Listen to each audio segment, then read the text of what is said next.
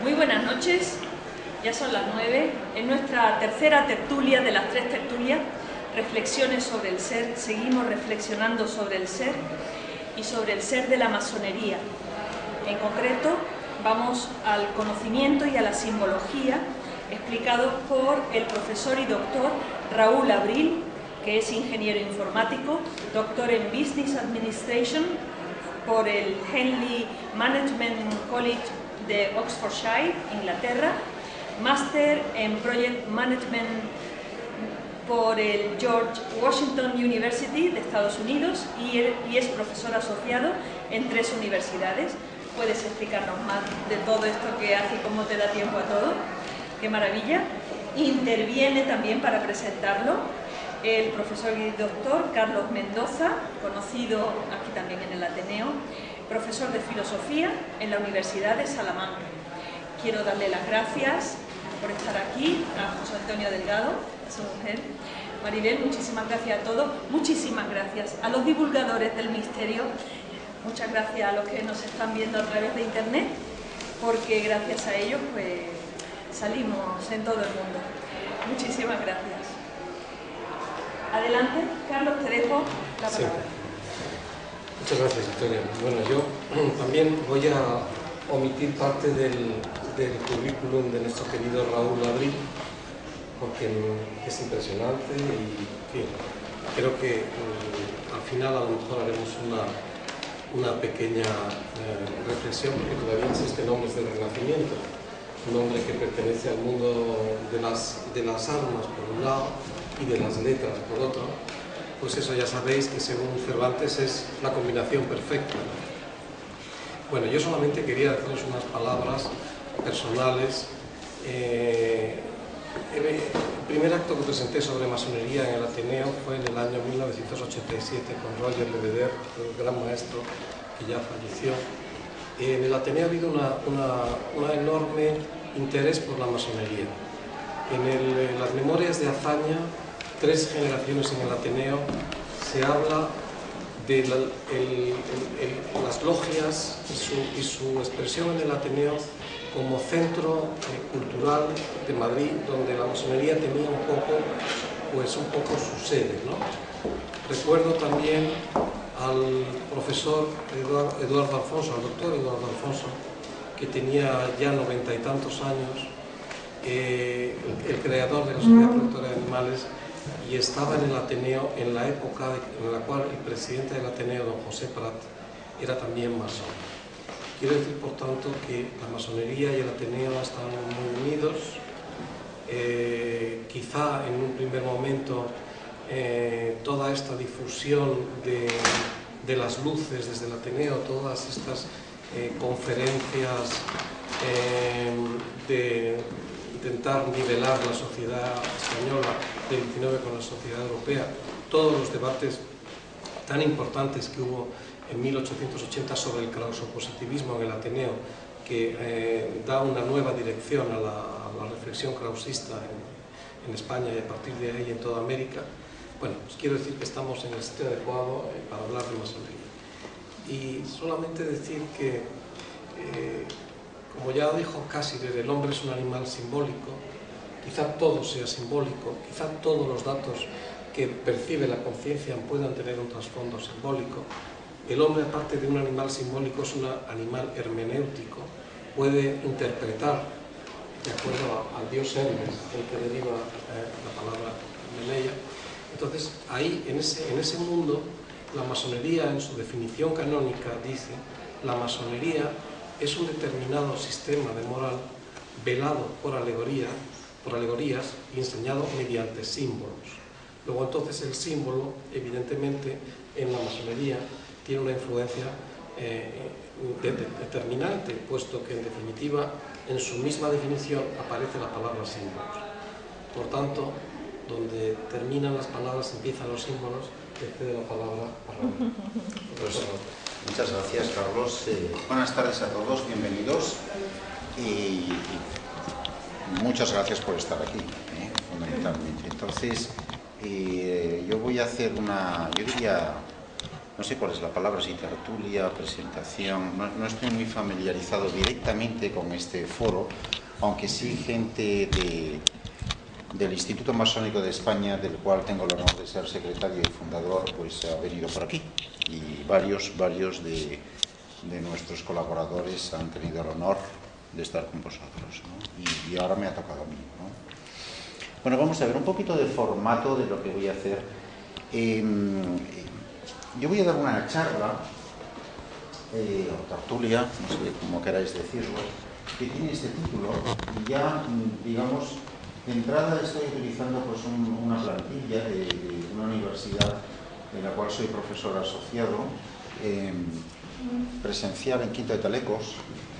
Yo doy clase en quinto de Telecos del plan antiguo y cuarto en el grado nuevo, y voy a dejar de darlo ahora porque, para información de ustedes, me voy de España, ¿no?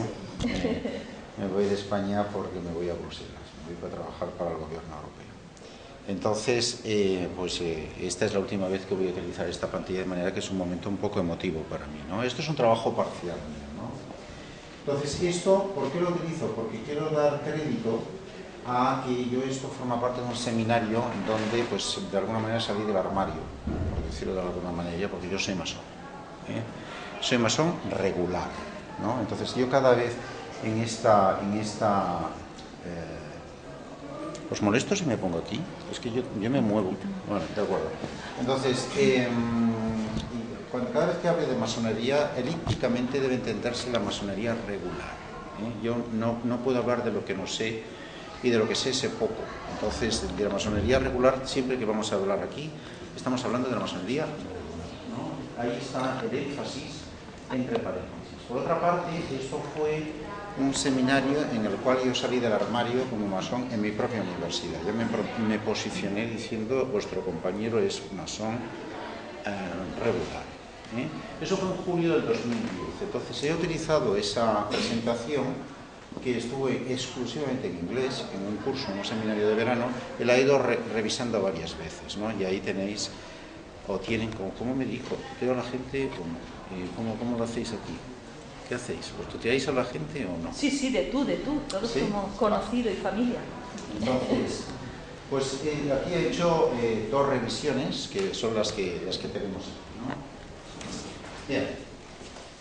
En cuanto al formato de la presentación, pues al final yo quiero darle un carácter, y quiero ahora fijar las expectativas digamos, de mi aforo, de mi distinguido aforo, ¿no? Vamos a ver, ¿qué es lo que yo pretendo después de esta charla? Y eso debería ser la referencia para saber si he fracasado o he tenido medio éxito o algo de éxito, ¿eh? La pregunta es: ¿cómo aprenden los masones? Esa es la pregunta, lo que se diría en inglés the research question. La pregunta de investigación es: ¿cómo aprenden los masones? Entonces, al final de la charla, si tenemos la respuesta a eso, he hecho bien mi trabajo. Si no, o regular, no he hecho bien mi trabajo. Entonces, ¿por qué el contenido de esta charla, ¿no? ¿Cómo aprenden los masones? Bueno, porque yo, cuando ingresé en la masonería, una de las cosas que me planteé es esta, y lo voy a decir tal como me lo planteé: ¿cómo aprenden estos tíos? Es decir, mi planteamiento fue: ¿qué técnicas, qué métodos, qué instrumentos utilizan para aprender? ¿no? ¿Y por qué me planteé esa pregunta? Porque soy doctor, entonces me doctoré en una especialidad en Business Administration y entonces en el método inglés, este doctorado fue mi segundo doctorado. Mi primer doctorado, del cual no hice la tesis, pero hice todo el programa y tengo media tesis, no me enseñaron a investigar. Cuando digo que no me enseñaron a investigar, quiero decir que me lanzaron contra la tesis, hice todos los cursos, etcétera, pero yo me encontré allí haciendo algo que no sabía qué era, ¿no? Y entonces, y fracasé, ¿no? Y después, por otra parte, siempre me sorprendía que en todas las tesis doctorales de España todo el mundo saca cum laude. Y yo me preguntaba, ¿cómo puede ser eso? ¿Cómo puede ser eso? Entonces, para una persona que filosóficamente es mayoritariamente positivista, como yo soy, pues eso rompe todos los esquemas. ¿Cómo puede ser que todos los doctores en España sean cum laude? Es alucinante. Habrá uno que no lo sea, pero no conozco a nadie. Me gustaría conocer uno. Vamos, lo saludo personalmente, ¿no? Entonces, eso había cosas que no me cuadraban. Entonces, cuando hice mi definitivo doctorado en Henley, te pasas 6 meses fundamentalmente aprendiendo a investigar, ¿no? Y una de las cosas que te enseñan es métodos de investigación, ¿no? Técnicas de investigación y unas bases de filosofía. Por lo tanto, lo que estoy diciendo subliminarmente es: no os esperéis que yo pueda responder todas las preguntas, pero me comprometo firmemente ante vosotros de que si hay preguntas que no tengo una respuesta, pues haré lo posible por contestarlas a posteriori, ¿eh?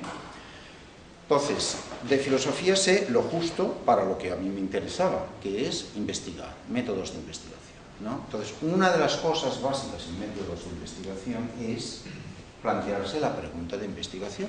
Y entonces, eso queda impregnado. Cuando te doctoras en Oxford, llevas ahí el sello detrás de plantearte todas y mirártelo más tarde. Y entonces yo en la masonería me hice esa pregunta: ¿cómo aprenden estos tíos? Vale. Entonces, de manera que la charla que vamos a dar aquí intenta proporcionar esa respuesta o respuestas a esa pregunta. Pero por otra parte, con eso también estoy diciendo algo, y es de que de todos mis colaboradores que han pasado por aquí, probablemente yo soy el menos digno de estar aquí, no lo sé, pero probablemente lo sea, la mía sea la menos masónica de todas ellas, porque mi óptica era estrictamente científica. Es decir, yo me he preocupado por estudiar cómo aprenden los masones, quitándome del cerebro que yo era masón. ¿Me explico? Intentando aprender las técnicas y los métodos, etcétera, que aplicaban los masones. Por lo tanto, corro el riesgo de decepcionar a alguien de los que estén aquí, porque, digamos, el conocimiento de la masonería va a ser objeto de mi análisis neutro, ¿no? Y por otra parte, una de las cosas que subyace en todas las presentaciones son las emociones, ¿no? Las emociones están en todos sitios, ¿no? Y lo veremos al final de todo, cuando culmina probablemente mi presentación, donde las emociones forman una parte importante de la masonería, porque si no, no se entiende, ¿no? Y entonces yo he querido hacer honor a que las emociones están en todos sitios con mi dedicatoria. En cuanto al... Victoria, yo aquí no puedo hablar con esto. Sí. Vale. Entonces, mi método de presentación va a ser el que estáis viendo, ¿no? Voy a intentar acercarme a vosotros. Si tenéis preguntas al respecto y no os la aguantáis la pregunta, pues me levantáis la mano y la intento resolver. No obstante, preferiría que sostuvierais las preguntas para el final de la presentación, ¿eh? Pero reconozco que de que puede haber alguna pregunta que sea insoslayable y entonces levantáis el dedo y me parece. Sí, por favor. Alfio, yo solo quiero hacer una pregunta. No, lo soy, pero bueno, de acuerdo. En masonería lo soy. Si no, no puedo continuar aquí si no me responde. Venga. Yo quiero saber cómo se aprende la sencillez. ¿Cómo se aprende la sencillez? Sí, solo eso. ¿Cómo se aprende la sencillez? Con el silencio.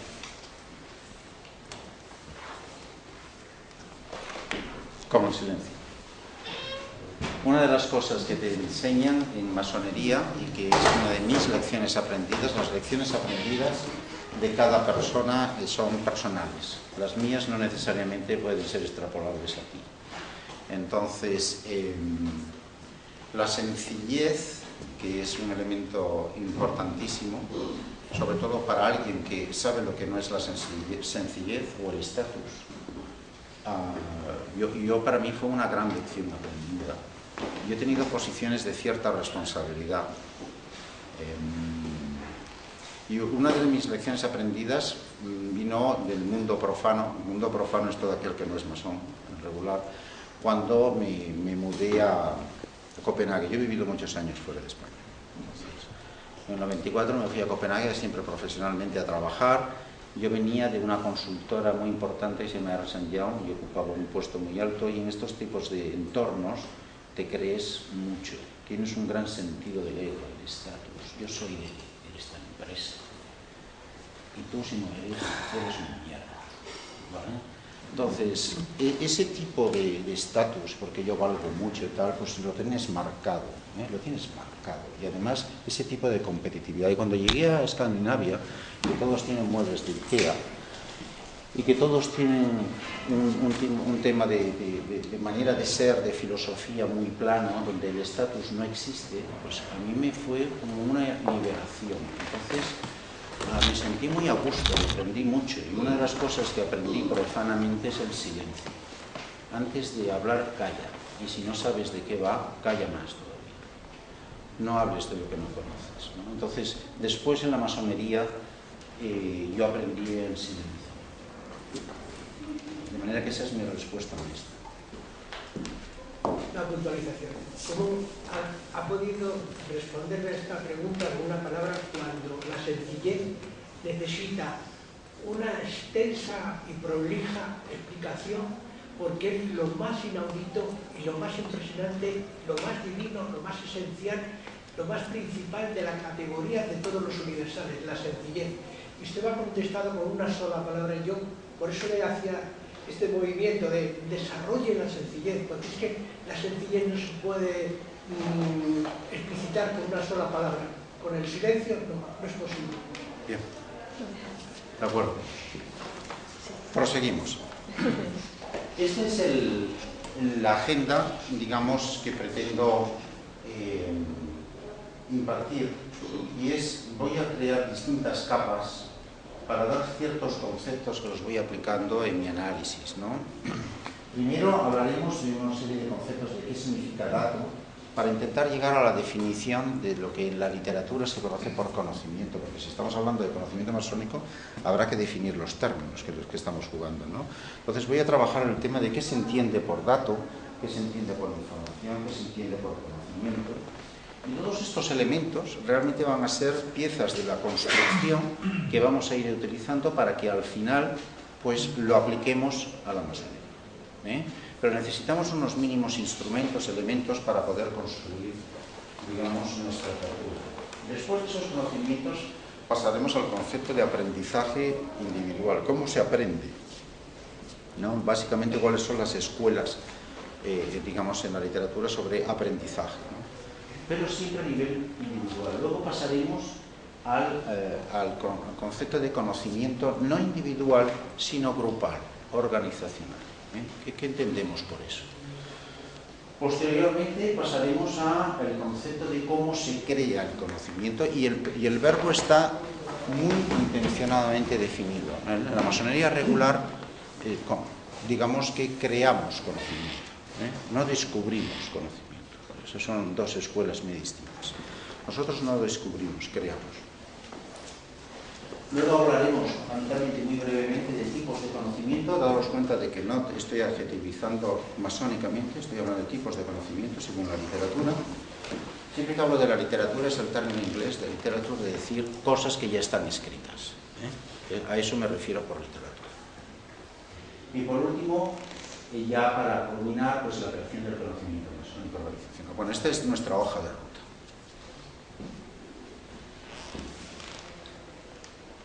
Bueno, vamos a ver. Vamos a definir con este ideograma los tres conceptos básicos de dato, información y conocimiento. Olvidaros de la masonería, en general. ¿Qué es un dato? Por cierto, las transparencias las tengo como base para mi explicación. Digamos que hay alguna cosa que está en inglés, pero espero que sea suficiente. Hasta ahora lo ha sido siempre con mi explicación. ¿Qué es un dato? Un dato es un código, ¿no? Nada más que eso. Es algo que es fruto de una codificación. Imaginaros, no tengo una pizarra aquí, que yo escribo aquí, digamos imaginariamente, el número 30 y un cerito a la derecha, pequeñito, ¿no? Imaginaros 30 y un cerito arriba a la derecha, ¿no? Eso es un dato. Entonces, los humanos, a través de un proceso que se denomina en español de interpretación, y cogiendo ese dato en un contexto determinado, le asignamos un significado, ¿no? Entonces, en función, el entorno, el contexto, determina la interpretación del dato. Esa interpretación le asigna un significado y al resultado de ese proceso llamamos información. Por lo tanto, información es un dato con un significado que se le ha dado en un proceso de interpretación en un contexto determinado. Por ejemplo, ese 30 con ese cerito en un contexto en el cual yo estoy, por ejemplo, con un termómetro o estoy con un sol, un paraguas, pues la información que obtendré de ese dato es temperatura. Por cierto, me faltará saber si son centígrados, Celsius o Fahrenheit. Es decir, el dato, en un contexto determinado, a través de un proceso de interpretación que le asigno un significado, le doy pues ese significado y obtengo información de ese dato. Ahora voy a cambiar el contexto. En lugar de estar en ese contexto, voy a definir, por ejemplo, una carta marina. Yo soy oficial de la Armada. Entonces, en ese contexto distinto, esos 30 grados pues podrá ser, por ejemplo, de latitud. Por lo tanto, a través del mismo dato, variando el contexto, tengo dos informaciones distintas. En un caso era 30 grados de temperatura y ahora mira por dónde son 30 grados pues, de latitud. Pero ahora te voy a variar nuevamente el contexto y te pongo un triangulito. Entonces, el mismo dato en un tercer contexto y la misma persona obtiene una tercera información distinta, que sería grados de un, por ejemplo, ángulo. Por tanto, el ser humano, al interpretar datos, le asigna un significado en función de un contexto. Y con eso tenemos información. Bien, esa información, si se queda ahí, pues no podemos hacer nada más. Ahora, si la memoriza en su memoria humana, a partir de ese momento entra en juego el concepto de conocimiento. Es decir, conocimiento es información almacenada en memoria. Y aquí entran en juego dos escuelas filosóficas que Carlos podrá abundar muchísimo más probablemente. Hay una escuela filosófica que dice aprendizaje es lo que acabo de decir. Es almacenar información en memoria y punto pelota. Hay una nueva escuela, de aprendizaje a la cual yo pertenezco, y en general los masones regulares, que dice, no es suficiente. Es la escuela conductista, que dice, para aprender lo que tienes es que almacenar, como dice la primera escuela, esa información en tu memoria, pero luego la debes de poder reusar en cuanto proceda. Entonces tienes conocimiento. Es decir, conocimiento es información almacenada en memoria que permite su uso o reuso para modificar la conducta. Esa es la escuela conductista del aprendizaje. Y en general, la masonería regular pertenece a esa segunda escuela, a la escuela conductista. Si yo sé que tropiezo en una piedra, y esa es información que tengo, pero luego no reuso esa información que tengo para modificar mi conducta posteriormente, no tengo conocimiento. Bien, aquí lo que tenemos es esos conceptos, y el ser humano en general, cuando necesita o se plantea preguntas, quiere averiguar nuevas cosas, entra en un proceso de búsqueda, accede a fuentes de datos que en general pueden ser de dos tipos. Estos elementos los utilizaremos al final de la presentación. Pueden ser fuentes primarias de datos o fuentes secundarias. Fuentes primarias es hablando directamente, por ejemplo, con la persona. Fuentes secundarias es documentos o soportes que ya están codificados. Puede ser un libro, puede ser un papel, puede ser un vídeo, o puede ser un documento de voz, multimedia, lo que sea, ¿no? Entonces, cuando se accede a ello, el ser humano no está directamente adquiriendo ni conocimiento ni información, lo que está es leyendo datos. Esto es importante tenerlo en cuenta. ¿Por qué? Bueno, porque dos personas distintas, ahora poner ahí no una cabeza, sino dos, con el mismo dato y con el mismo entorno, pueden llegar a obtener probablemente distinta información. Y por tanto, pueden llegar a tener distinto conocimiento.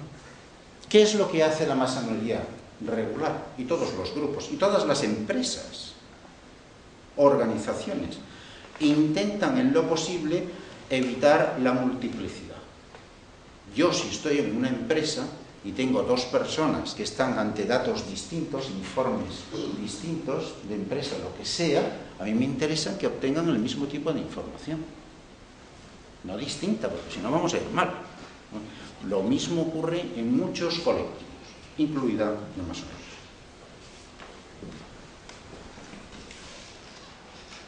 Estas son las definiciones de lo que hemos hablado. Bien.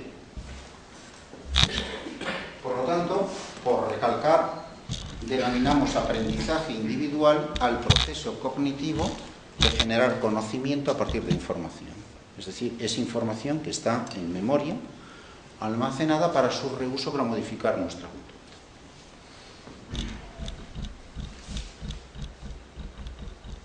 Bien. Entonces, ¿qué es? Primera definición, un símbolo.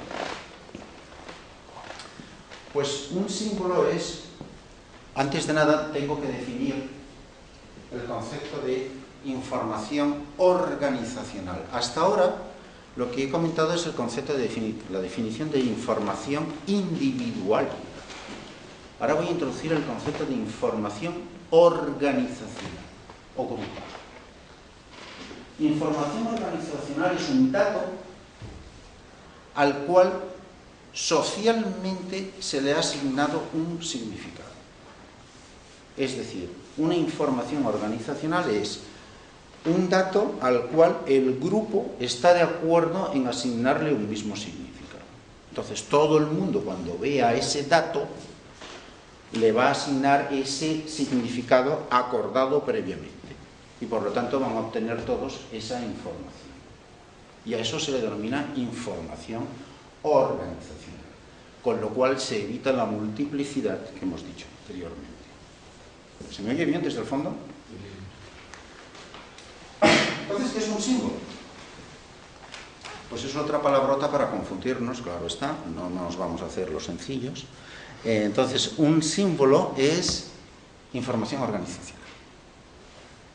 Ya está, así de sencillo. Un símbolo es información al cual se le ha asignado un significado que colectivamente se ha acordado previamente. Puede ser una bandera, puede ser un logotipo, un pin, en fin, hay distintos símbolos.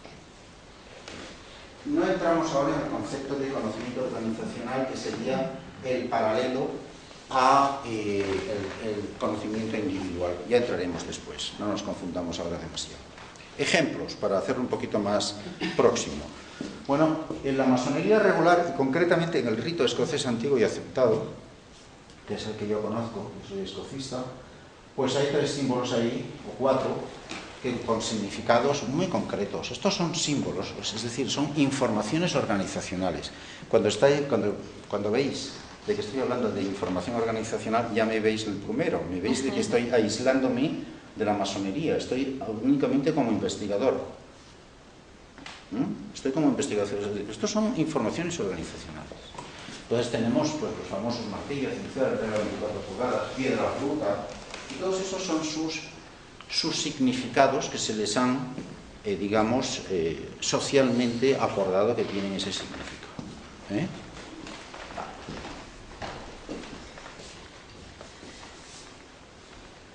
Bien, ahora, a ver, como contraposición, me interesa, para entrar en el concepto de símbolo masónico, introducir un concepto que forma parte del lenguaje que vamos a usar. Y hay distintos lenguajes. Está el lenguaje literario, el prosaico, la poesía, pero también está el lenguaje cinematográfico. Hay distintos formatos de lenguaje. Dependiendo del lenguaje que hablemos, hay como un metaconcepto que es el concepto de alegoría o metáfora o parábola. ¿Qué es eso?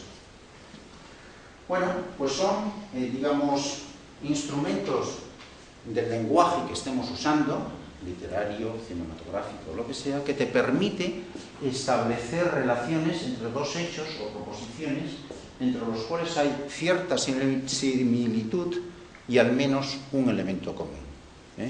Por ejemplo, y tomado de mi compañera de la Pompeu Fabra, Victoria Cirlot. Una herida es siempre una herida, con independencia de que se produzca en la madera, en la carne o en la vida afectiva.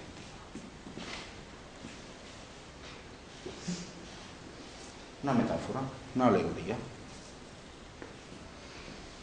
Una parábola, la parábola del siervo cruel, ¿no? Los textos sagrados están llenos de parábolas.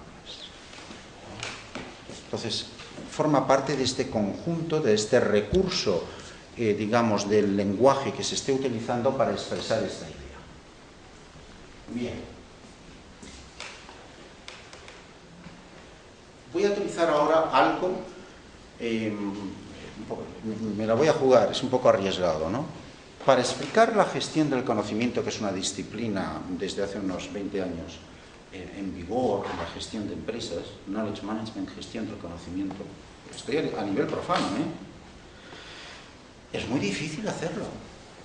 Y tan difícil que la única manera de hacerlo es con alegorías. Es decir, en la literatura de gestión del conocimiento, todo el mundo, todos los autores, tienen que emplear metáforas para poder comprender cómo se gestiona el conocimiento.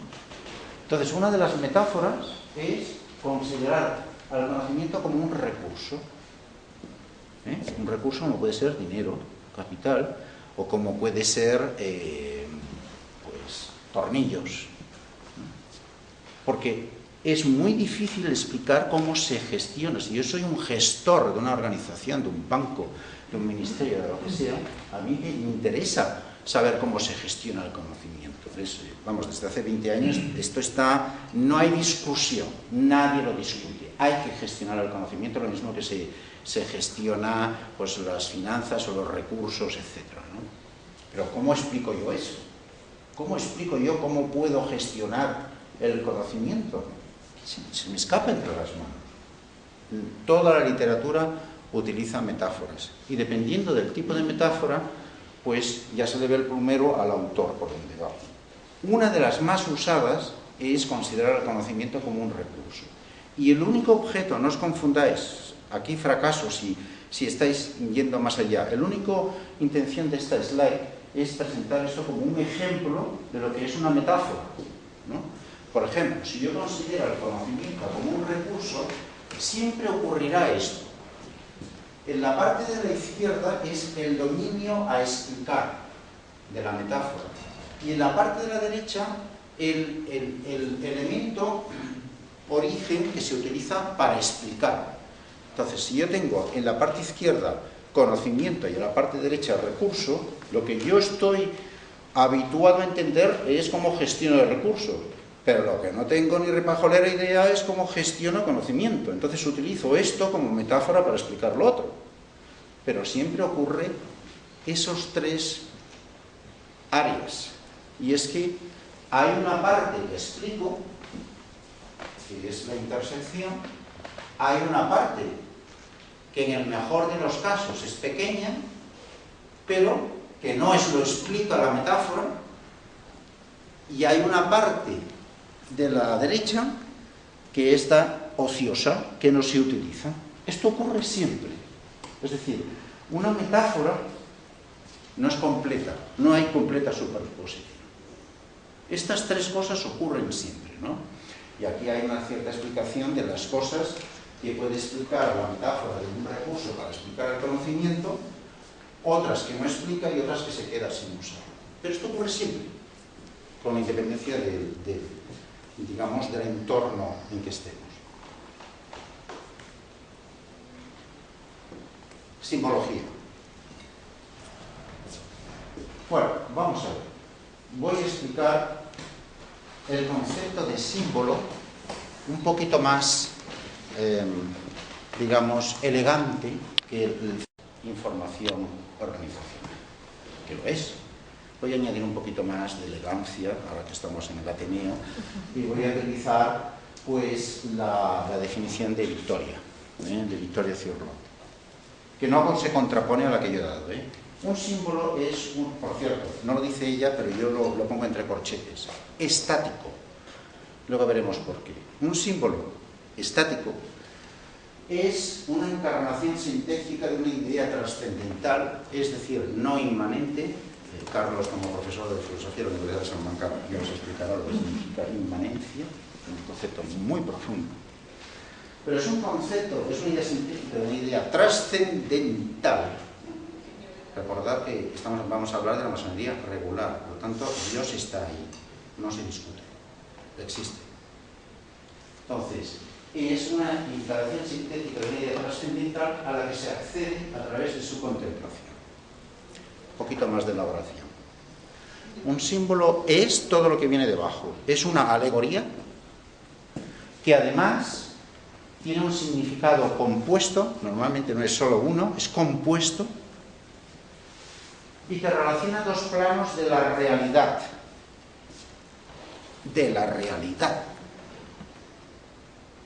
Que son el plano espiritual y el físico. Es decir, el plano espiritual es real. Si no, no estamos en la masonería regular.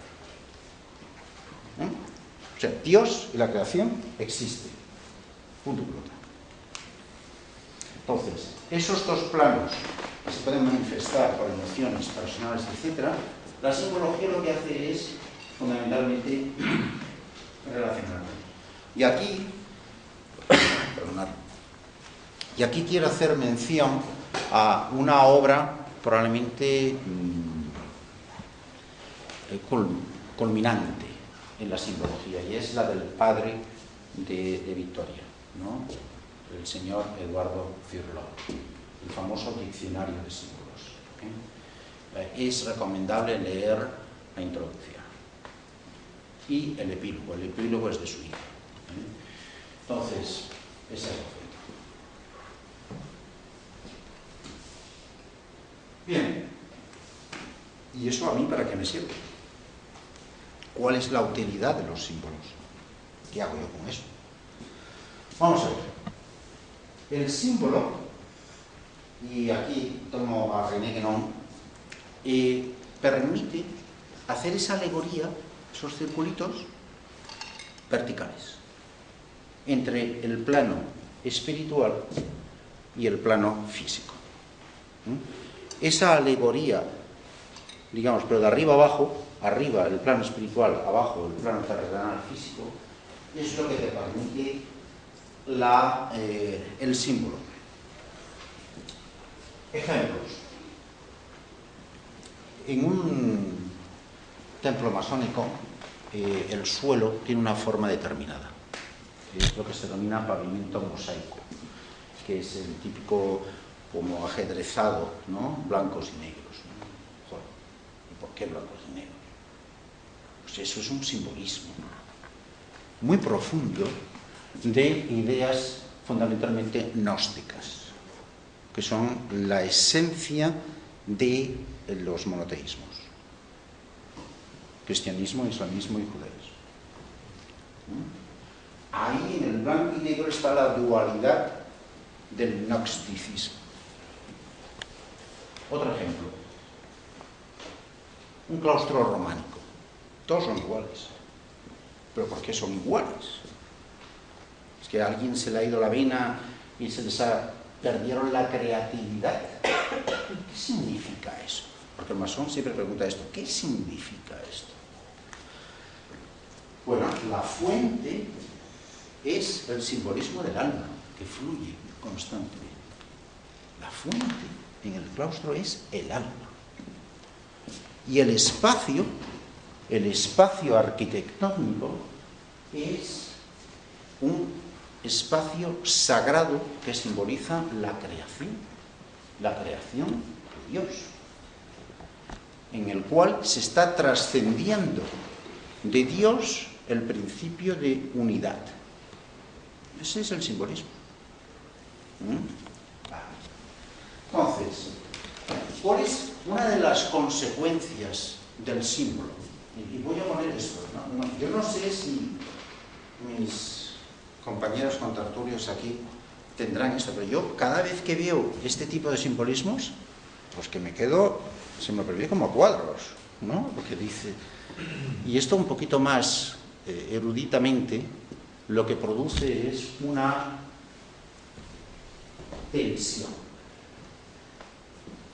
tensión comunicante. Todos los símbolos masónicos producen una tensión comunicante. ¿Por qué? Fundamentalmente, pues el que pregunta tiene que hacer un esfuerzo cognitivo de interpretación. Y ese esfuerzo produce además emociones en las cuales el observador está esforzándose en interpretar todo lo que te está diciendo ese símbolo.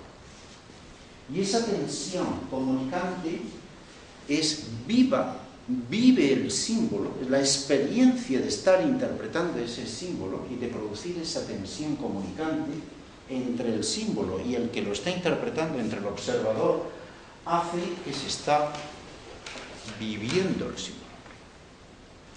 Esa es una cosa buscada, no casual.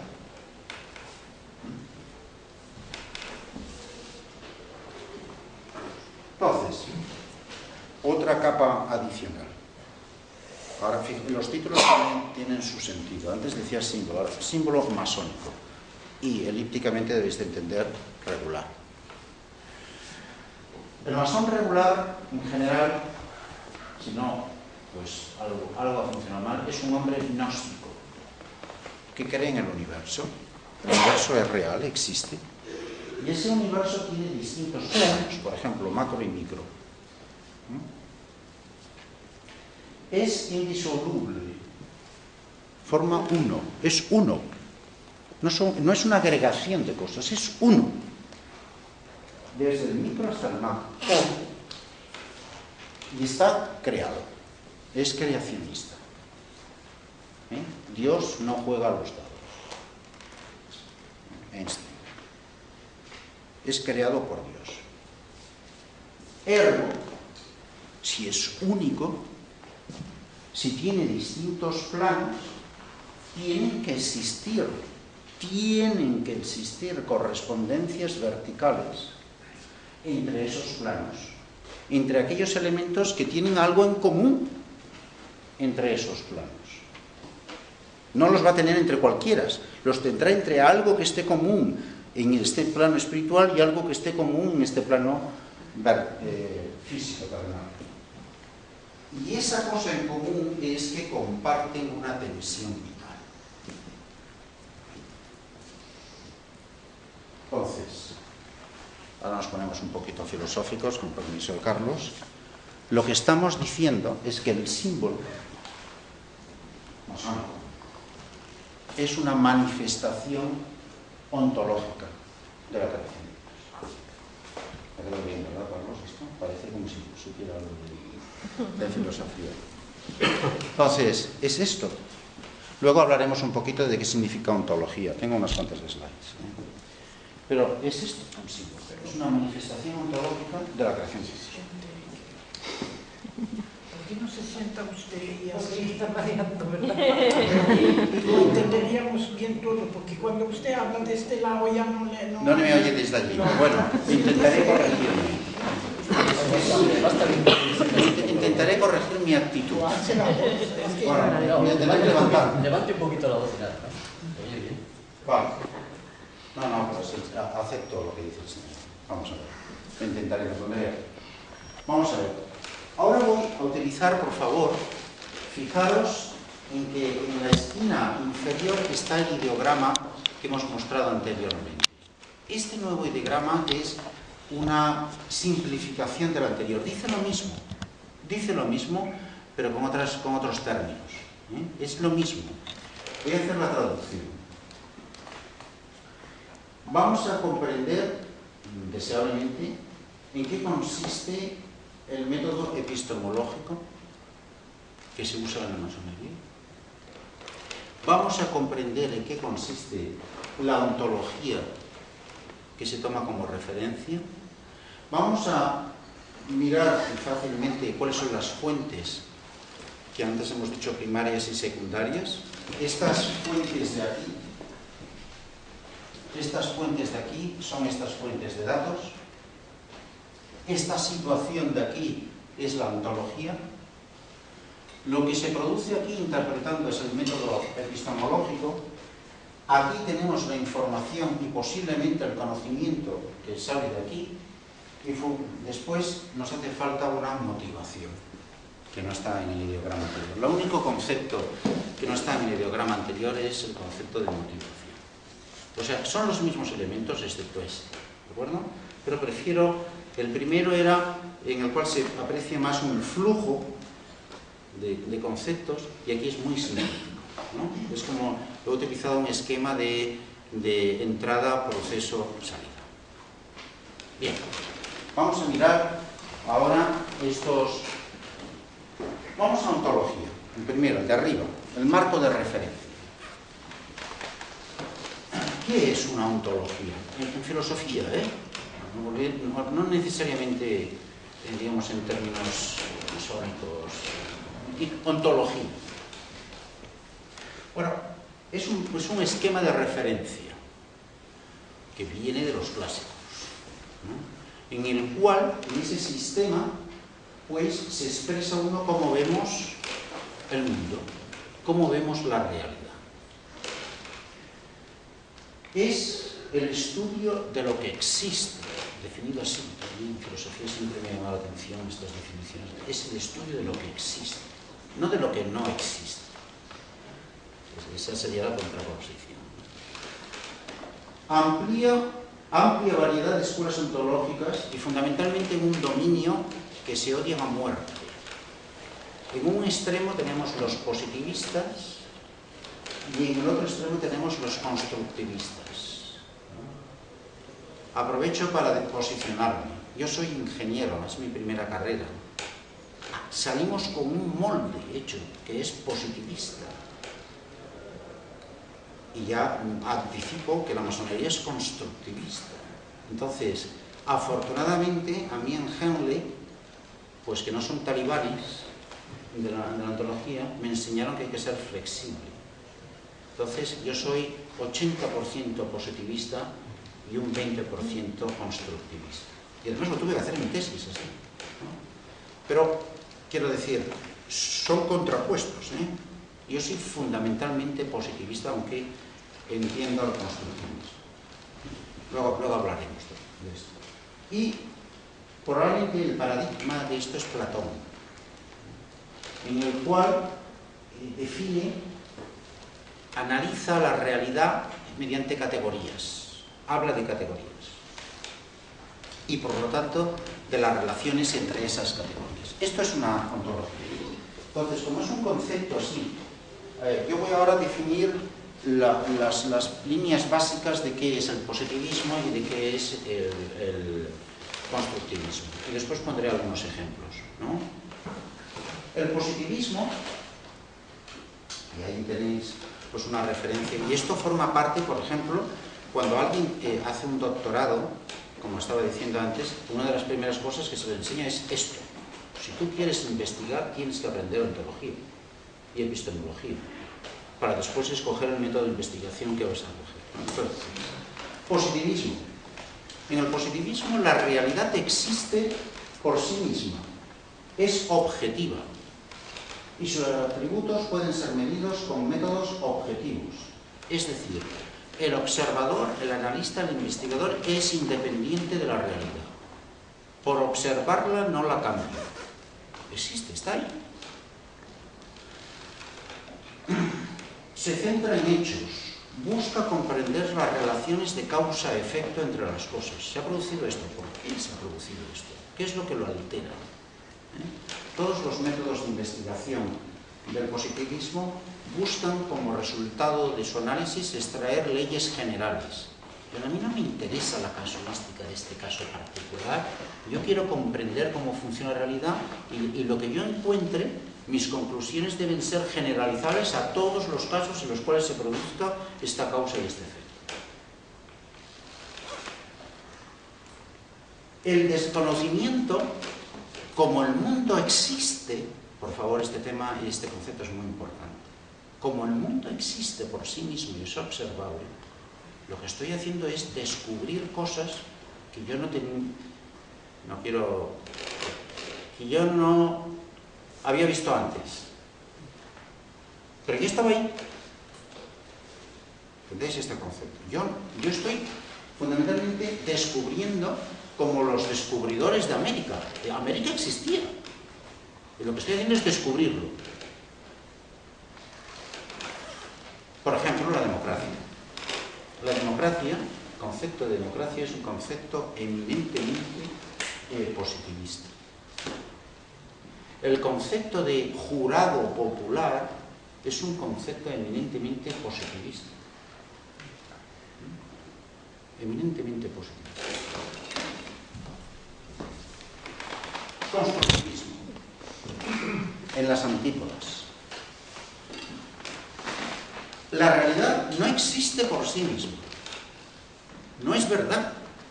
No existe la realidad por sí misma.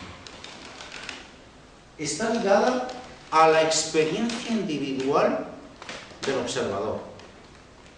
Mi realidad, tu realidad. ¿Cuál es su realidad? ¿Me podría usted decir su verdad? En los programas de cotilleos. El observador, como no existe en sí misma, poluciona la realidad.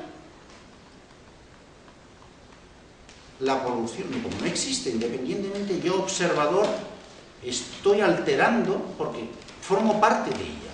No soy independiente. En lugar de centrarse en hechos, relaciones, causa-efecto, busca significados. A mí no me importa nada si soy un investigador constructivista en generalizar cosas, porque ¿para qué voy a generalizar cosas? Si la realidad no es objetiva, a mí lo único que me interesa es comprender por tu estado de salud.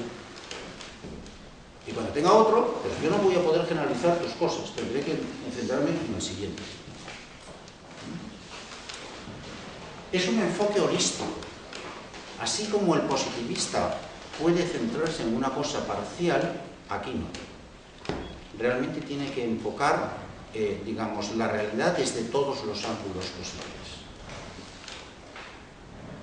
Y el conocimiento no se descubre, se crea. No existe. No es que yo me lo he encontrado por ahí. Lo creo yo. Soy creador de conocimiento. En términos generales, y ahora voy a simplificar enormemente ambas dos para intentar facilitar, pues no sé, el nivel de confusión de mis oyentes. Los positivistas son eminentemente cuantitativos. En cambio, Los constructivistas son eminentemente cualitativos. Bien. Ejemplos, ahora voy a intentar un poquito de píldora digestiva de los conceptos que hemos dicho. Ejemplos de ontologías de tipo positivista, pues aquellos que estén en el mundo de las organizaciones, el análisis de Porter para empresas. El modelo de Porter para empresas dice que para estudiar cualquier organización, la organización la pones en el medio y tienes que estudiar cuáles son tus competidores, cuáles son tus compradores, tus clientes y los procesos de tecnología. Se acabó. Esa es una ontología. Esa es la manera de ver la realidad. Y todas las empresas, en todos los análisis macro son así. Se acabó. Y puedo centrarme en una parte de ella. Y eso no depende de mí como observador. Es un enfoque eminentemente positivista.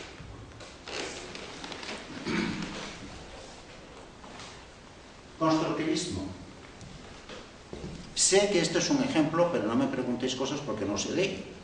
¿Me explico? La cábala.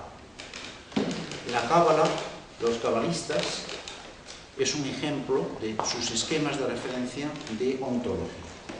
Te proporciona un esquema para comprender, pues, digamos, lo que vas a analizar. Finalmente, otro ejemplo es de ontología, la masonería regular.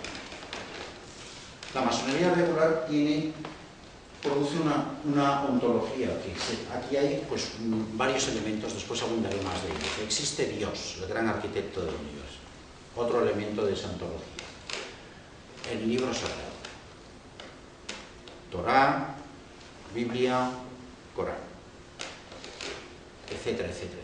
Esos son los elementos de la ontología masónica regular.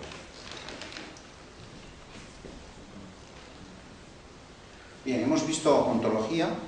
Ahora vamos a trabajar un pelín el concepto de epistemología. En definitiva, la epistemología, otra rama de la filosofía en general, consiste en el conjunto de técnicas que se van a usar en nuestro aprendizaje para, o bien, crear, si eres positivista, o bien, para adquirir, descubrir, si eres positivista, o bien para crear, si eres constructivista, conocimiento. Es decir, tienes el marco de referencia y ahora, ¿cómo vas tú a conseguir ese conocimiento a partir de datos? Esos son los métodos de epistemología que estudian la filosofía. Esto es los tochos de filosofía hablando de epistemología, de métodos epistemológicos, ¿no? Entonces, la epistemología tiene que ser consistente con la ontología. Es decir, hay métodos epistemológicos que son fundamentalmente positivistas, otros que son eminentemente constructivistas, y hay algunos que se pueden aplicar en los dos. Pero tiene que haber cierta coherencia. Un método epistemológico que sea exclusivamente constructivista, no lo apliques con una ontología positivista porque no cuadra. De hecho, es motivo de cátedra en una tesis doctoral y viceversa. Es una de las cosas básicas de las tesis doctorales en Inglaterra. ¿Cuál es tu método de investigación? ¿Cuál es la epistemología? ¿Qué tipo de... Pero yo soy ingeniero, en ingeniería se hacen estas cosas. Vale. Entonces, aquí tenéis una serie de cosas en las cuales, por abundar, por ejemplo, si eres positivista, pues vas a tirar de estadística, pero vamos, a lo bestia, como método científico, como método epistemológico. Vas a formular hipótesis y testarlas, en fin, y vas a aplicar el principio de Popper, fundamentalmente, digamos, para validar o para refutar tus hipótesis. En cambio, si eres constructivista, pues vas a aplicar fundamentalmente inferencia inductiva, que ahora lo veremos enseguida eso que significa, y vas a aplicar métodos cualitativos, ¿no? Bueno, vamos a ver, esto muy rápidamente. Esto es simplemente un sumario de un gran amigo mío, somos compañeros de doctorado, Ralph, que hizo esta tabla para la única valor para mi compañero y el después. ¿Qué es inferir? Inferir es, dados dos de esos elementos, infiero el tercero. ¿Entendéis? Eso es inferir. Es decir, tengo imagen de antes, imagen de después, algo ha ocurrido por el medio. Inferir es, me das 2 e infiero al tercero. Hay 3 posibilidades. Son las que vamos a ver a continuación. Esas 3 posibilidades, que son los tipos de inferencia, son deducción, inducción y abducción. En la deducción me das la regla, me das el antes y yo deduzco la consecuencia. Eso es inferencia deductiva. A partir de una observación, que es la situación anterior y la regla, deduzco cuál es la consecuencia. ¿Qué es la inducción? La inducción es, me das el antes, me das el después, y lo que infiero es lo que ha pasado por el medio. Eso es inducir. Inferencia inductiva. ¿Qué es abducción? Me das la regla, me das lo que ha pasado, infiero lo que ocurría antes. Me das la regla, me das las consecuencias e infiero lo que ocurrió antes de todo esto. Esos son los tres tipos de inferencia, de sacar conclusiones que hay de acuerdo con la filosofía.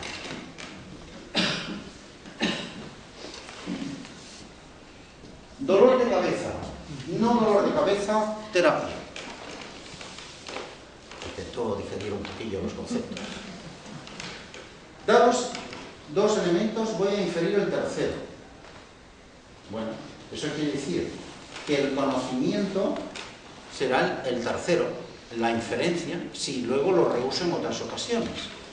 Si no, si no soy conductista, mal, porque no puedo reusarlo. Creo que tengo la explicación a continuación. Si estamos en inferencia inductiva, dada la situación de partida, dolor de cabeza, dada la situación de resultado deseable, no dolor de cabeza, y aplico la inferencia de tipo inductivo, concluyo que debo de realizar la terapia X, tomarme la analgirasa o la aspirina. Y si además aprendo de ello, pues ya soy conductista, porque estoy aplicando una inferencia inductiva. Antes, después, algo tendré que hacer por el medio. O sea, la inferencia inductiva, el conocimiento que estás creando es cómo cambiar de una cosa a la otra.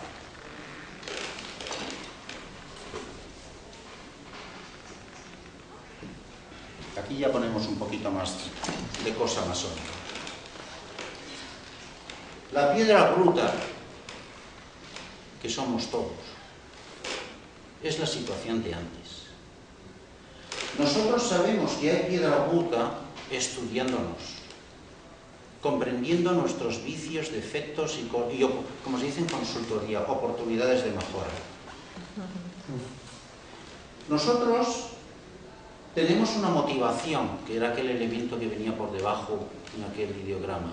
La motivación es ser mejores personas. Y esa motivación nos hace que la foto del después sea la piedra pulida. Aplicamos inferencia inductiva y en eso la masonería nos da unos instrumentos. Nos ayuda con unos instrumentos que son simbólicos. Por ejemplo, los que he puesto en la slide. No hay ocultismo ninguno. Hay que saberlos usar. Y se usan para realizar inferencia inductiva. ¿Y cuál es esa inferencia inductiva? ¿Qué has creado?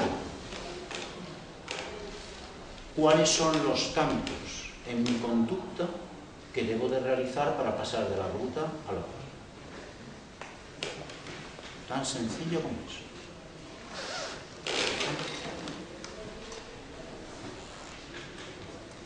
Vale.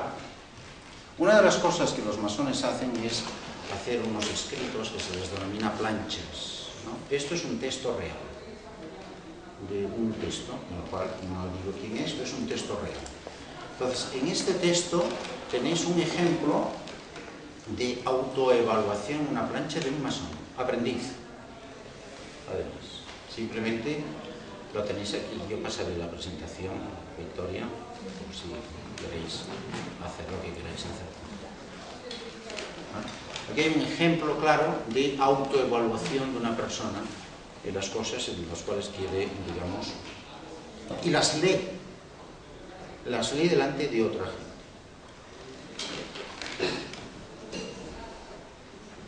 Bien, entonces volvemos a recuperar nuestro esquema y ahora vamos a trabajar. Tenemos unos conceptos, hemos visto lo que es epistemología, hemos visto lo que es ontología, y ahora vamos a trabajar un poquitín en cada uno de ellos, ya más concreto en el tema de la masonería.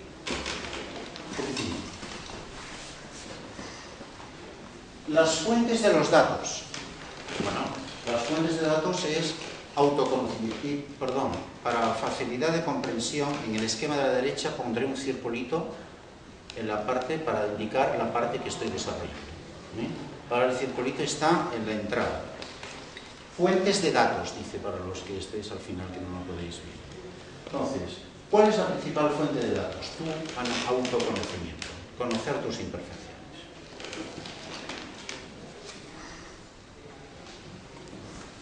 ¿Cuál es la motivación? El circulito está abajo. La motivación es construir tu, y se dice así, catedral interna, que significa ser una mejor persona. Segundo punto importante de tu motivación. El hombre es un instrumento de Dios en la tierra. Esto los masones regulares lo tenemos firmemente, digamos, impregnado. Para lo bueno y para nuestra vergüenza, para lo malo. Porque claro, si haces cosas que no son muy deseables, pues vaya instrumento que eres. Y por último, si todos lo hacemos, el mundo será mejor.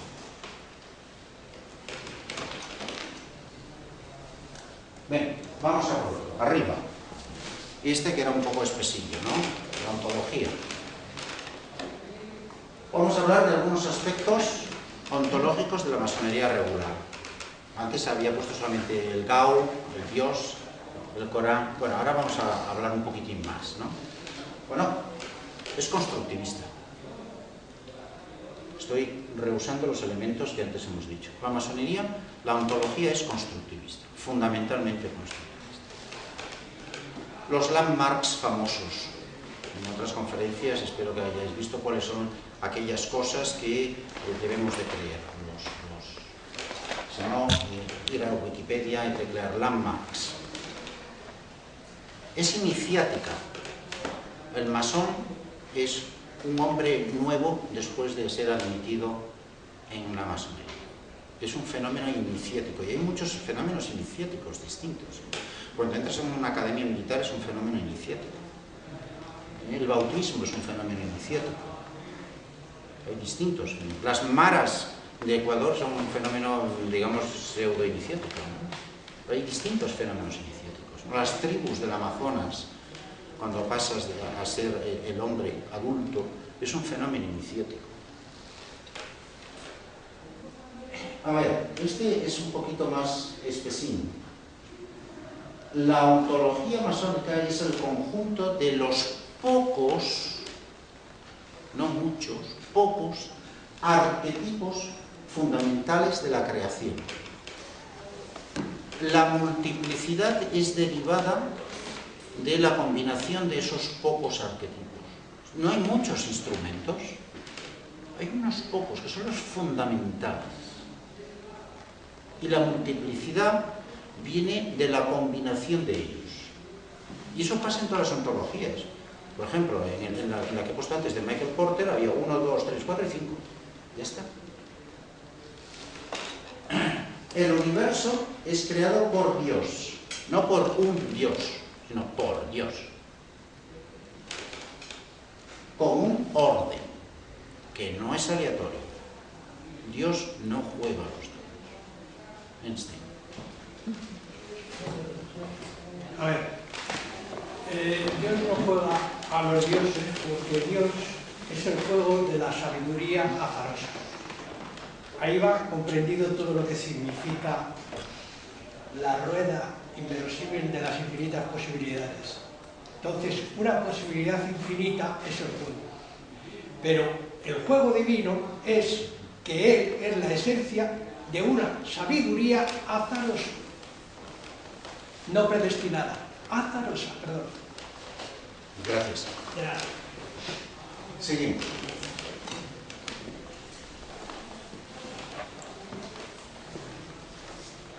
Segunda parte de la misma slide.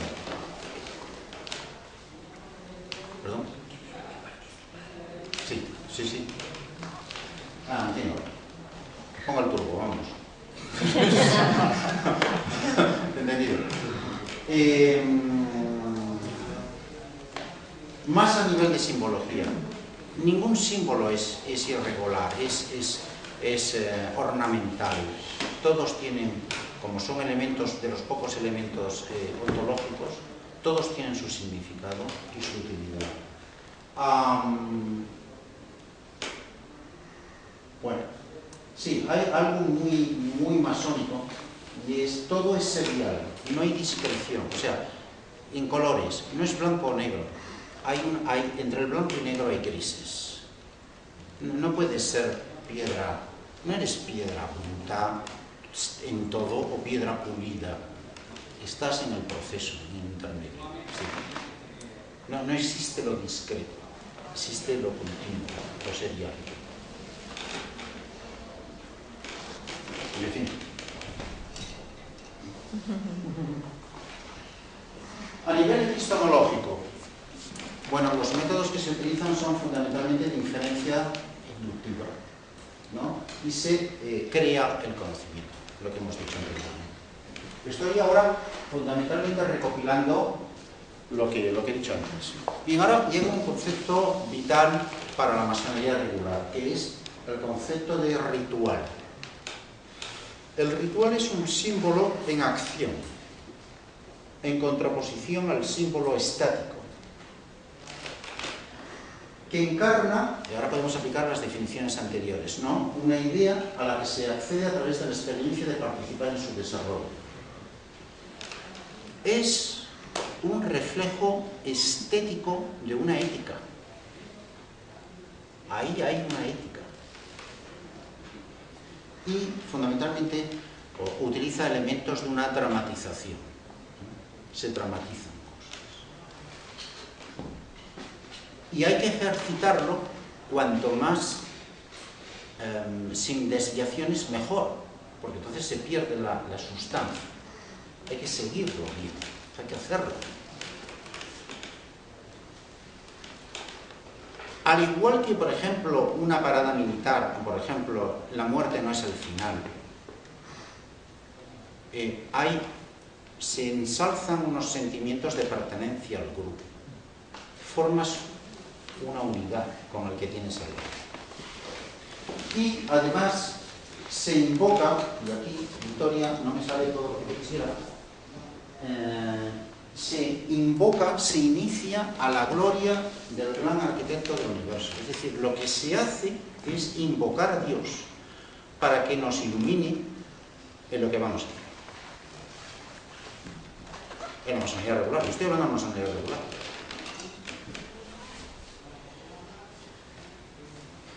¿Esto qué efectos tiene?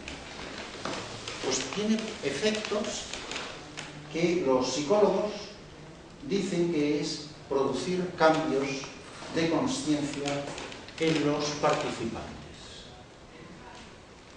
Y esos cambios de consciencia están caracterizados fundamentalmente por factores emotivos, que cada uno tenemos, que es nuestra realidad, que es la realidad espiritual. Tiene dos momentos culminantes. Uno, cuando se forma la cadena de la unión, y el otro, cuando se hace la lectura de planchas, en los cuales hay una persona que lee un escrito y los demás, pues, digamos, hacen comentarios. Estamos acabando.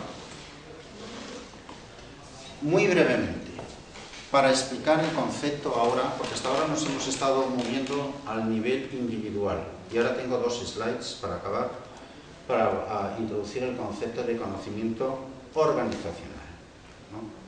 Bueno, de acuerdo con la literatura, existen 3 tipos de conocimiento. Literatura en general, en organizaciones. Pues el conocimiento explícito, que es aquel que está documentado, o en un soporte, como este vídeo que están haciendo, o puede ser un conocimiento implícito, que es aquel que tenemos en nuestras cabezas, pero puede ser explicitado. Y luego hay otro tercer tipo de conocimiento, que se denomina conocimiento tácito. Conocimiento tácito es aquel que tenemos todos, pero que cuesta mucho de explicitar o a veces no se puede. Por ejemplo, uno muy sencillito, montar en bicicleta. Si eres físico, mecánico, tú puedes explicar cómo montar bicicleta con ecuaciones de momento y cosas por el estilo, pero tú explica eso a un niño de 8 años, ¿verdad que no? ¿Cómo se aprende a montar la bicicleta? Porque eso es conocimiento tácito, viendo, observando. Y eso pasa en todas las organizaciones, ¿no? Yo cuando he entrado en esta sala me faltaba conocimiento tácito. Me pensaba, ¿cómo funcionará esta gente? Pero los que ya estaban aquí, que han asistido varias veces, lo tienen. Yo no. ¿Cómo puedo aprender mi conocimiento tácito de cómo funcionáis aquí? Con socialización, con participación. Todo esto está explicado por un modelo de los profesores Nonaka y Takeuchi, que lo que explican son las transiciones de conocimiento en una organización. Entonces, ¿cómo debéis de leer esto? Yo no tengo que inventar, ¿eh? Aquí tenéis una persona 1, que tiene un conocimiento tácito e implícito. Y aquí arriba tenéis una persona 2, que tiene su conocimiento tácito e implícito. Entonces, la transmisión de conocimiento de una persona que tiene poco o ninguno a otra persona, ¿cómo se hace? Bueno, pues aquí tenéis la persona que es más experta, que tiene más conocimientos, y aquí tenéis pues, la persona que tiene menos. Entonces, el conocimiento implícito, como acabamos de decir, se transmite al de la otra persona mediante un proceso de socialización, de participación. El conocimiento implícito, si lo documentamos o me graban en un vídeo, se está externalizando. Cuando se saca de nuestra memoria y se documenta, se está externalizando. Hasta ahora nada nuevo. Ese conocimiento explícito lo podemos combinar con otro conocimiento explícito. No me estoy refiriendo solamente a hacer un refrito, sino, por ejemplo, para conseguir nuevo conocimiento documentado y crear nuevo conocimiento a partir de conocimiento existente. Y por otra parte, ese conocimiento combinado lo podemos interiorizar, pues, aprendiendo. Lectura en las bibliotecas que tenemos. Entonces, lo que nos dicen Nonaka y Takeuchi, y ahora viene la diferencia es, si tú en una organización entre personas expertas y novatos haces este ciclo muchas veces, ahora voy a implementar muchas veces, muy rápido, sale en esta dimensión, y eso es el conocimiento organizacional. Es decir, el conocimiento organizacional es, haz todas estas transmisiones muchas veces, nivela el nivel de conocimiento entre las personas y ahí estás obteniendo un conocimiento que excede a los individuos y se pasa a las personas, al colectivo.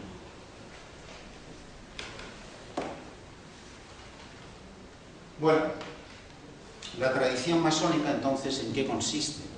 Consiste en la continuidad en la creación del conocimiento masónico organizacional sin alteraciones, con las mínimas posibles. Esa es la famosa tradición masónica. Y en ese cuadro que os he puesto anteriormente, digamos que hacerlo cuantas más veces. Y con esto hay un bizcocho.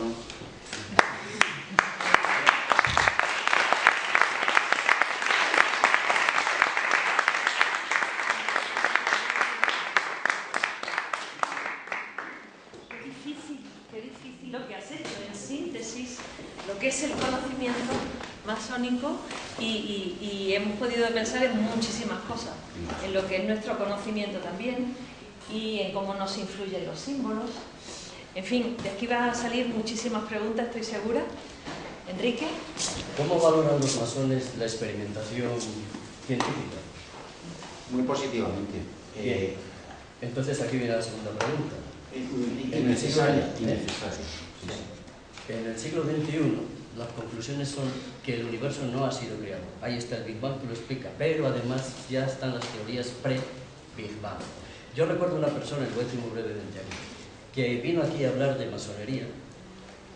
Él habló en otro contexto, diferente al suyo, pero muy interesante, y recuerdo que entre otras cosas dijo sobre los grupos que históricamente había y tal, que modernamente había una masonería que no consistía en el gran creador, no consistía en Dios. Es decir, decirlo así de una forma informal, una masonería atea, y que aún así conservaba pues todos los elementos de la masonería. La pregunta es, ¿usted qué me puede decir sobre este tipo de masonería, si es que existe o tal? Porque yo creo que en ese sentido sí estaría bastante en contacto con lo que es la física y la astrofísica actual. De la nada no sale nada, el universo no ha sido creado, no es necesario ningún creador. Y se cumple lo que nunca se ha violado, que es el principio de conservación de la energía. Si no ha habido nada creado, todo sigue igual, hacia el pasado y hacia el futuro. Bien, vamos a ver. Primero, empecemos por la parte suave y después sacaremos la artillería. La parte, existen distintas obediencias, esto es verdad. Es decir, la parte de la masonería regular, que yo sepa, en España está la Gran Logia Simbólica de España, que es fundamentalmente, en mi opinión, agnóstica. Luego está en la masonería femenina, luego está Derecho Humano, y luego tenemos algunas que otras obediencias. Por ejemplo, en Cataluña está el Gran Oriente de Cataluña, luego está la francesa. Es decir, que hay distintas obediencias. Vamos a ver, en mi opinión, respetando todos los sentidos y sensibilidades, como se dice ahora, y es que la diferencia entre la masonería regular y otras que no sean gnósticas, pues ya no le voy a dar la vuelta al calcetín, son que las otras son eminentemente humanistas. Es decir, el humanismo está en las bases de todas las masonerías, ¿no? Pero la masonería regular, mira por dónde, hoy lo vamos a hacer es que es gnóstica. Yo soy católico. Entonces, yo tengo hermanos que son musulmanes y que son judíos. Entonces, para la segunda parte de la pregunta, es decir, que existen y que son de lo más respetables, pero nosotros somos gnósticos, nosotros creemos en Dios y para entrar tienes que ser creyente. Pero ahora voy a la primera, ahora saco la artillería. Niego la mayor. No se ha demostrado lo que dices que se ha demostrado. Bueno. Es decir, perdón, ahora tengo el uso de la palabra ya. No se ha demostrado lo que dices. Que si se demuestra, perfecto, porque yo soy doctor. Entonces, en cuanto al método científico, por supuesto que sí, es que es obligación aprender al máximo. O sea, la investigación debe ser para acercarse y comprender al máximo posible la obra de Dios. Y si hay alguien que puede demostrar que no existe, bien. Pero es que, ¿en qué tesitura nos estamos? Y desde el bosón de Higgins salió así. Es que no me puedes, lo mismo que me puedes decir, demuéstrame que existe, yo te digo, demuéstrame que no existe. Pero es que aquí está la falsación. Demuéstrame que existe Dios. Yo digo, demuéstrame que no existe. Los experimentos son muy claros. En el LHC se ha llegado al microsegundo de lo que sería la teoría del Big Bang, es decir, está comprobada hasta el microsegundo. Falta lo otro que es especulación, pero ahí hay una cantidad de teorías inmensas y modelaciones con ordenador para simular todo esto y tal. Todo lo que sale se comprueba indirectamente en los datos astronómicos. Esa es la mejor prueba que va avalando lo que yo digo. Y desde luego, filosóficamente estará conmigo que de la nada es nada, nada puede salir. De modo que antes tiene que haber algo. Luego, oponemos directamente al universo, sea como sea y en el estado que está, oponemos a Dios. Claro. Más ideas. Más ideas por aquí. Gracias. A mí me gustaría saber cuál es la estructura jerárquica de la masonería y también qué reglamentos o qué ordenanzas tienen para su funcionamiento. Vamos a ver, a nivel de estructura, pues existe un gran maestro por estado.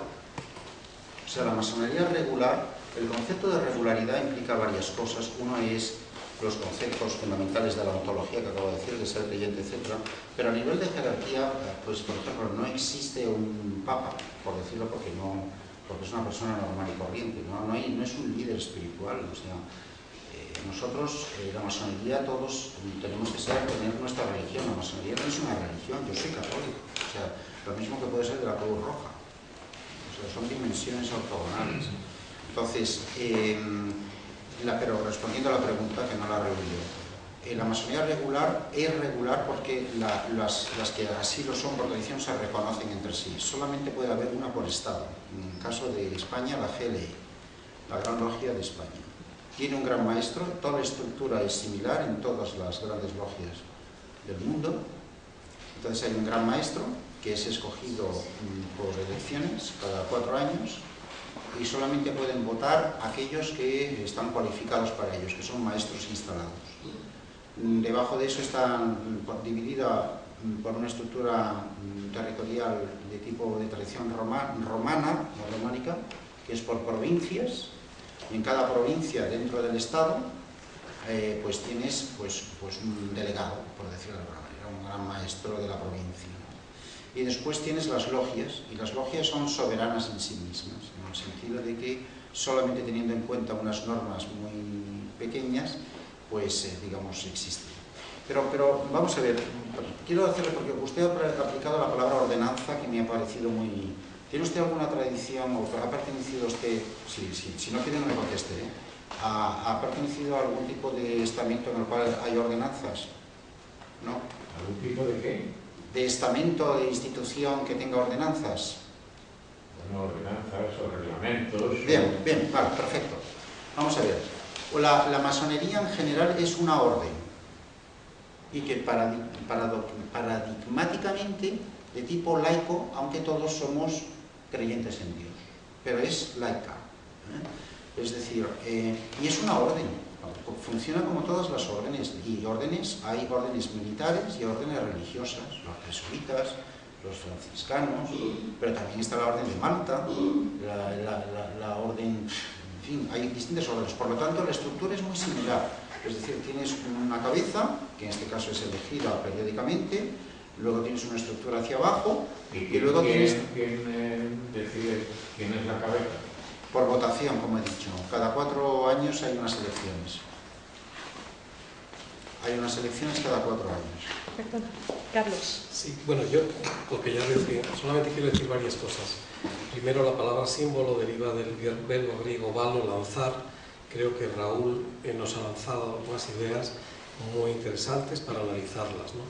Teniendo en cuenta aquí en el Ateneo que se decía que en la época de Franco la masonería es una sociedad tan secreta que los masones no saben dónde está su sede. Bueno, pues creo que hemos avanzado mucho, ya sabemos esta construcción teórica que ha hecho, que a mí me ha impresionado porque Raúl sintetiza el mundo de la empresa, de la filosofía de la empresa, el mundo de la filosofía, el mundo de la epistemología. Me ha parecido que has hecho una síntesis muy brillante. Me ha gustado tu cita de Victoria Cerrot, un gran maestro para los que amamos el mundo medieval. Estuve con ella en la presentación del libro rojo de Jung, y al mismo tiempo René Guénon. Entonces yo creo que efectivamente, solamente sintetizando o intentando sintetizar tus palabras, creo que has abierto un camino que lógicamente, pues a partir de todos esos elementos que has mostrado, puede hacer que el hombre se perfeccione, lo cual en los tiempos que corren yo creo que es importante. Una pregunta. Sí, me han llamado la atención 2 cosas, vamos, muchas. Que siendo una orden de tipo laico, empleamos la palabra templo masónico. Sí. Cosa que parece que está un poco en contraposición de la palabra. Pero otra cosa que me llama la atención es ¿por qué uno va a la masonería? Muy bien. Porque casi siempre los que van a la masonería son gente privilegiada en general, prescindiendo de algunas últimas adquisiciones que ha habido en España últimamente. Sí. Pero entonces yo casi, por lo que ha comentado usted aquí, entiendo la masonería como una universidad supranacional donde se va a aprender humanidades y ciencias, pero a un nivel ya superior a lo que nos enseñan las universidades clásicas. Porque es que si no, no entiendo la atracción esa de irse a ser humano. Bueno, vamos a ver, yo en su manifestación hay una postura, no hay una pregunta. Y yo voy si me lo permite, voy a traducir un poquito. ¿Cuáles son las motivaciones de una persona para ingresar a la masonería? Pues son de lo más variopinto. De hecho, una de las cosas que yo acostumbro a decir es que la masonería es un imán para gente que está chalada. O sea, es decir, la masonería es un imán para gente que está más para allá que para acá. Entonces, eso es lo que tenemos mucho cuidado. Hay gente que se acerca a la masonería pensando que vamos a transformar plomo en oro. O se acerca por intereses espurios del estilo de influencias, de estatus, o hacer negocios. O hay gente que se cree que hacemos misas negras. Es que la ignorancia es enorme.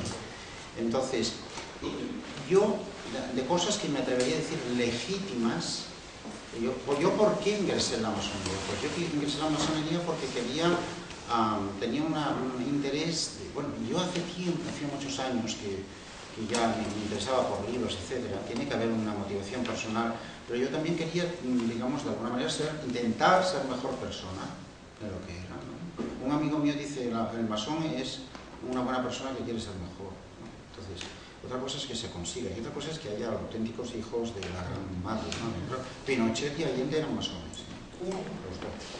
Entonces, pero hay muchas motivaciones, y yo no puedo establecer, ni pretendo, ni quiero hacer cátedra de cuáles son las motivaciones. ¿Y el motivo que haya sido siempre el ocultismo es el de la masonería? Pues sí, pero esto es muy fácil de responder, ¿no? Vamos a ver, el ocultismo efectivamente era un tema antes y desde la gestión de conocimiento esto se entiende, ¿no? O sea, los masones operativos, los custodios de las catedrales, eran una casta. No te metas tú, amigo, que me quites el negocio. Entonces era la cuestión de ocultar el conocimiento. De ahí, digamos, se ha ido extendiendo esto a la idea de por qué tienes tú que conocer lo que yo conozco. Bueno, ya está. Es un poco egoísta, sí, ciertamente, pero después ha sido un tema defensivo, ¿no? Oye, cuando te cortan la cabeza y otras cosas te cortan, pues más vale ser discretos, ¿no? Esto, si no sabes lo que significa, pues a lo mejor yo estoy más tranquilo, pero el que lo sabe, pues me identifica. Pero una idea tan noble como esa que... No, pero estamos muy escaldados. Pero después otra cuestión. Yo, vamos a ver, yo he pertenecido a muchas comités de dirección de empresas. Oye, lo que se habla en un comité de organización, en un comité de dirección, eso es discreto, ¿eh? No se comenta. ¿Por qué se tiene que comentar? ¿Dónde está dicho que haya que compartirlo todo eso? No. Dos preguntas más. Jesús. Antes de darle la enhorabuena por su ponencia y como estamos más de tiempo, una pregunta, ¿qué relación hay entre la masonería y la Iglesia Católica? Sí. Y después ahora también hay muchas acusaciones de que ha habido miembros de la masonería en el antiguo gobierno y que ha habido influencia de la masonería, porque parece que ha habido ministros masones tanto en el antiguo gobierno con Zapatero como actualmente con Rajoy. Sí. Quería saber si esas acusaciones son verdaderas o son totalmente acusaciones. Que hay, o son cosas ficticias. Entiendo. A ver, vamos a ver.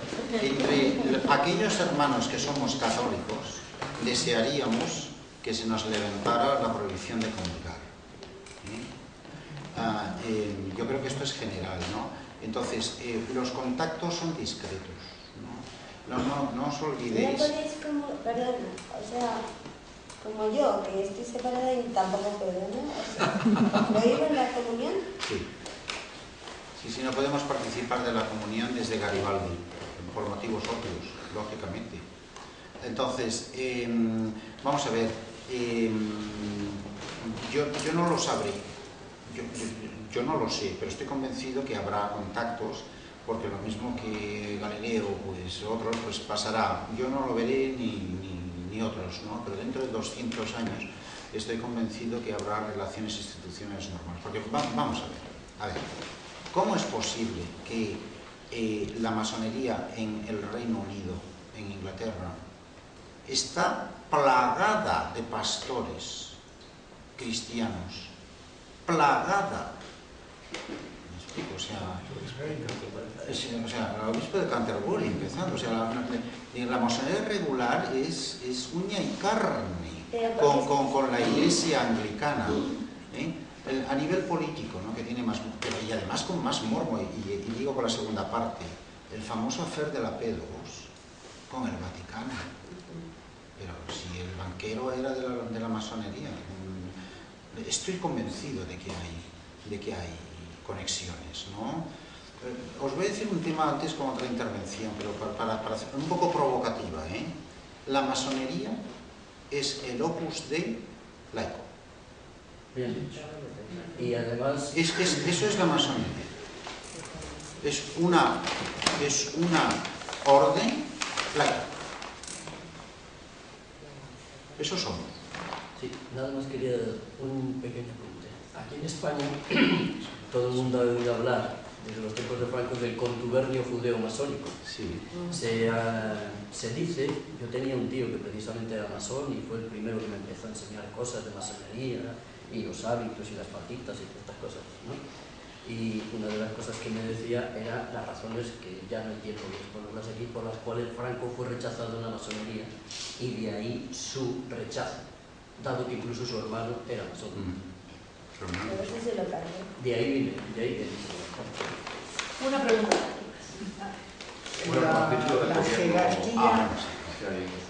La jerarquía católica del Vaticano, la jerarquía católica, reconoce oficialmente a la masonería.